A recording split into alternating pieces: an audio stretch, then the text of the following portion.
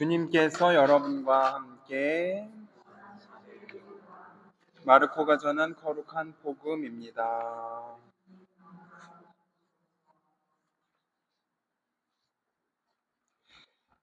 그때 예수님께서 고향으로 가셨는데 제자들도 그분을 따라갔다. 안식일이 되자 예수님께서는 회당에서 가르치기 시작하셨다.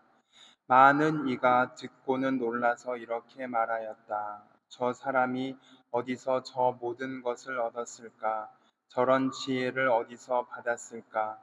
그의 손에서 저런 기적들이 일어나다니. 저 사람은 몫으로서 마리아의 아들이며 야고보, 요세, 유다, 시몬과 형제간이 아닌가? 그의 누이들도 우리와 함께 여기에 살고 있지 않는가? 그러면서 그들은 그분을 못마땅하게 여겼다. 그러자 예수님께서 그들에게 이르셨다.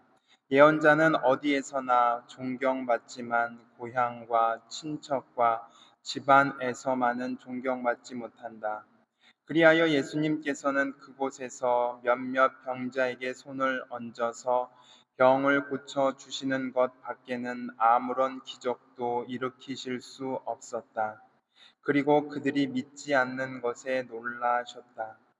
예수님께서는 여러 마을을 두루 돌아다니며 가르치셨다. 주님의 말씀입니다.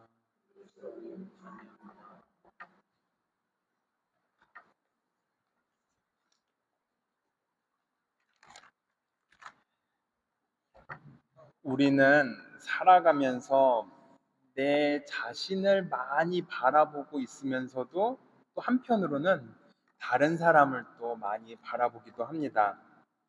당연히 우리는 어느 상황과 기준에 따라서 내 자신을 좀 바라보고 또 어떨 때는 또 다른 사람을 바라보면서 평가하고 판단하기도 합니다. 그렇다면 신자 여러분들께서는 다른 사람과의 갈등의 상황에 처했을 때 그 다른 사람을 어떻게 바라보고 계셨는지 한번 돌아보셨으면 좋겠습니다. 그 사람을 비평하는 것에 관심을 더 가지고 계셨는지 아니면은 그 사람의 결점을 통해서 자신의 결점을 바라보고자 노력했는지 한번 돌아보았으면 좋겠습니다. 왜냐하면 이것은 정확히 정답은 없습니다. 상황에 따라서 현명하게 대처해야 하고 다른 사람과의 갈등 안에서 우리는 진심 어린 충고로 이야기를 하고 또한 자신의 결점을 바라보는 것이 제일 좋은 방법이지만 사실 우리는 그렇게 하지 못하고 있는 것 같습니다. 그렇다면 어떠한 관점으로 살아가는 것이 현명하고 신앙인답게 살아가는 것인지 오늘 독서와 복음 말씀을 묵상하면서 찾아보면 좋을 것 같습니다. 오늘 독서에서 바오로 사도는 자신이 자만하지 않도록 하느님께서 내 몸에 가시를 주셨다고 고백합니다. 그리고 그것을 떠나게 해주십사 하고 3번이나 청했지만 오히려 주님께서는 이러한 답을 주셨다고 합니다. 나의 힘은 약한 데서 완전히 드러난다 라고 말입니다. 그래서 바오로 사도는 더없이 기쁘게 자신의 약점을 자랑하고자 한다고 고백을 합니다. 이처럼 바오로 사도는 다른 사람들의 약점을 비평하기보다는 먼저 자신의 부족한 점을 성찰하고 그 안에서 하느님의 뜻을 찾았습니다. 그래서 저 역시 가끔 엄청나게 화가 나는 일이 생기면 누군가를 비난할 때 이렇게 묵상을 하려고 합니다. 비난의 화살이 다른 사람을 향하여 가지 말고 바로 내 자신을 성찰할 수 있는 기회가 되게 해달라고 기도를 드립니다. 바로 그 순간 겸손하게 되는 것 같고 누군가의 잘못을 단지하기보다는 그것을 통해서 제 자신을 다시 한번 성찰할 수 있는 계기가 됨을 깨닫게 됩니다. 반면 우리 주위에는 자기 자신의 성찰의 기회를 포기해버리고 오직 남을 비난하는 것에만 매달리는 사람들은 어떤가 한번 살펴보게 됩니다. 오늘 복음 말씀을 묵상하면 예수님의 고향에서 많은 사람들은 예수님을 바라보면서 이렇게 이야기를 합니다. 저 사람이 어디서 저 모든 것을 얻었을까? 저런 지혜를 어디서 받았을까? 그의 손에서 저런 기적들이 일어나다니, 이렇게 예수님을 바라보는 시선이 따뜻하지는 않았습니다. 이 사람들은 예수님의 가르침을 통해서 자신을 바라보는 것을 거부합니다. 정확한 표현으로는 회피합니다. 왜냐하면 두렵기 때문입니다. 그래서 내 자신을 성찰하고 바라볼 수 있는 기회에 대해서 감사해하고 겸손해하기보다는 깎아내리고 불평하고 화를 내게 됩니다. 우리는 분명히 예수님의 고향 사람들이 아니라 바오로 사도와 같은 삶을 살아가겠다고 다짐을 해야 합니다.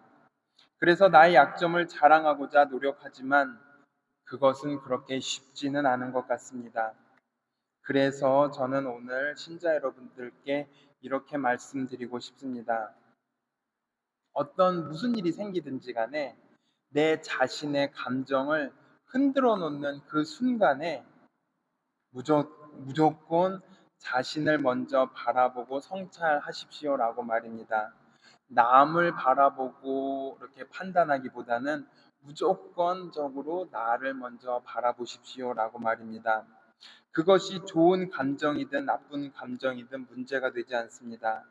내 마음이 흔들어 놓는 그 이유가 외부에 있는 것이 아니라 내부에 있다고 먼저 생각하고 바라보시기 바랍니다. 바로 그때 우리는 나의 약점을 바라보는 용기가 생기고 좀 더 하느님의 뜻에 가까이 다가갈 수 있을 것 같습니다. 그래서 예수님께서는 기적을 행하지 못한 이유가 당신의 능력이 모자라서가 아니었던 것입니다. 오히려 예수님의 행동을 바라보고 자신들에게 성찰의 기회가 되는 것을 거부한 그 고을 사람들의 자세가 문제였던 것입니다. 자기 자신을 바라보기를 거부하고 무조건 외부 환경에 돌리는 그 삶의 자세가 참된 예수님을 만나지 못하게 하는 것이었습니다.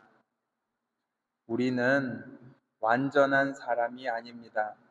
부족하기 때문에 가시가 있는 것이고 그 가시는 항상 내 자신을 힘들게 만듭니다.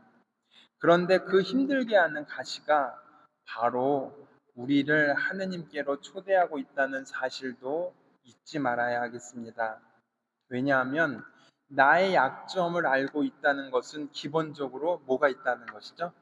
약점을 안다라는 것은 기본적으로 장점이 있다라는 것도 알고 있는 것입니다. 무엇이 부족하고 무엇을 하느님께 청해야 하는지를 알고 있다라는 것입니다. 바로 그것이 은총입니다. 하느님은 이 은총을 우리에게 주고 계셨던 것입니다. 이제 우리의 삶이 내 자신의 삶을 성찰하는 방향으로 가고 있었는지 아니면 다른 이들의 삶을 바라보고 판단하기만을 원하는 방향으로 가고 있었는지 묵상하는 시간을 가졌으면 좋겠습니다. 우리는 모두 부족한 존재입니다. 그리고 가시도 많은 존재입니다. 이것을 무엇보다도 먼저 인정할 때 우리는 하느님께 진심으로 기도드릴 수 있습니다. 그리고 하느님께서는 우리 자신의 그 부족함을 통해서 당신의 섭리를 드러내신다는 것을 잊지 않았으면 좋겠습니다. 이제 다른 이들의 시선에 중심을 가지기보다는 내 자신의 약점을, 내 자신의 가시를 바라보는 시간을 가졌으면 좋겠습니다. 그것이 바로 하느님께서 우리에게 주신 은총임을 잊지 않았으면 좋겠습니다. 잠시 묵상하겠습니다.